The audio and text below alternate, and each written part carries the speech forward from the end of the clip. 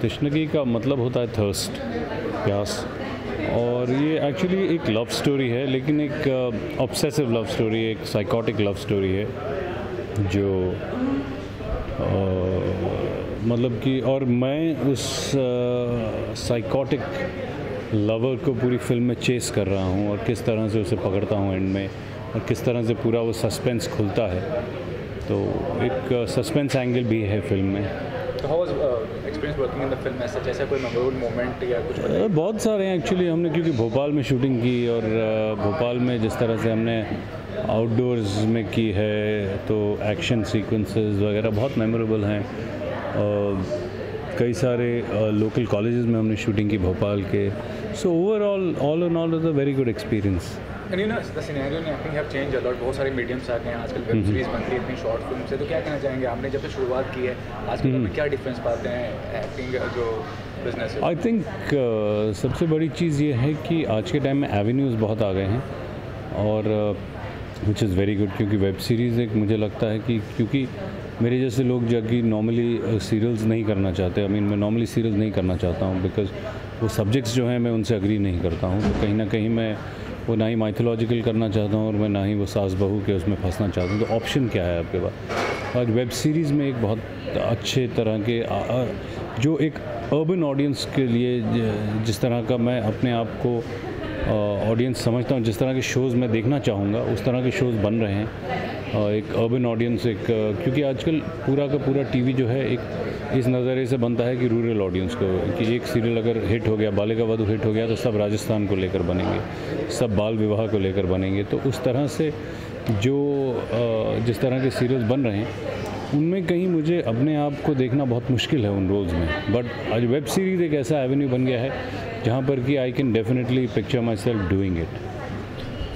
कभी कभी ये भी होता है कि there are many successful models who have become successful actors, जैसे जॉन है, अर्जुन रामपाल। क्या करेंगे मॉडलिंग करने के बाद एक्टिंग करना कितना बड़ा चैलेंज होता है? नहीं, आई थिंक मॉडलिंग करने के बाद एक्टिंग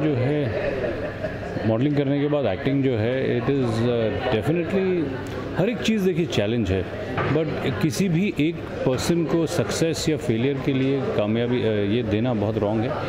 क्योंकि आज अगर कोई मॉडल चल रहा है तो वो सिर्फ अपने टैलेंट पर नहीं चल रहा है। ऑब्वियसली किस तरह की फिल्म है, डायरेक्टर हैं, गाने हैं, पूरा जो पैडिंग है, सपोर्ट है, वो भी एक बहुत मैटर करता है। और नहीं चल रहा है तो अगेन द सेम फैक्टर्स, किस तरह की फिल्म है, क्या नहीं है।